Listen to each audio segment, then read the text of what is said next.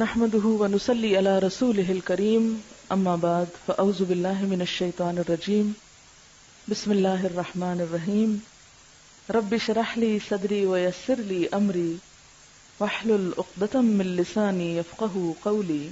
اگرچہ قربانی کے گوشت کے 3 حصے کرنا پسندیدہ ہے، ایک حصہ غریبوں کے لیے، ایک رشتہ داروں کے لیے، ایک اپنے لیے رکھنا، لیکن اگر کنبہ بڑا ہو اور پورا گوشت استعمال کرنا چاہیں تو کر سکتے ہیں۔ مثلا آپ نے رشتہ داروں کو گھر بھیجنے کے بجائے سب کو اپنے گھر جمع کر لیا اور پورا بکرا پکا لیا تو ٹھیک ہے، ایسا بھی ہو سکتا ہے۔ یا یہ کہ آپ کے اپنے ہی 10-12 بچے ہیں، جو آج کل تو کم ہی ہوتے ہیں لیکن کچھ لوگوں کے ہو بھی سکتے ہیں، اور اس میں شرمانے کی بات کوئی نہیں ہے۔ تو اب ان سب کے لیے اگر پراپر فوڈ بنانا ہے اور بکرے کا سائز اتنا ہے کہ وہ پھر تقسیم کرنے کے لیے کچھ نہیں بچتا، تو خود بھوکا رہ کر دوسروں کو بھیجنے کی ضرورت نہیں، سارا خود کھا سکتے ہیں۔ کیونکہ بعض لوگ خود بھی ضرورت مند ہوتے ہیں، وہ شوق میں قربانی کرتے ہیں لیکن دے بھی نہیں سکتے، تو وہ گھر رکھ لیں، خود کھاتے رہیں، کیونکہ اصل چیز خون بہانا ہے۔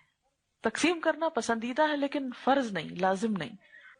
اسی طرح اگر کوئی شخص خود صاحب استطاعت ہو، عزیز و اقارب بھی صاحب استطاعت ہو، تو قربانی کا گوشت تمام کا تمام بھی غریبوں کو دیا جا سکتا ہے۔ جیسے آپ افغانستان بھیج رہے ہیں یا کشمیر بھیج رہے ہیں یا کہیں اور بھیج دیتے ہیں، تو ایسا بھی کیا جا سکتا ہے۔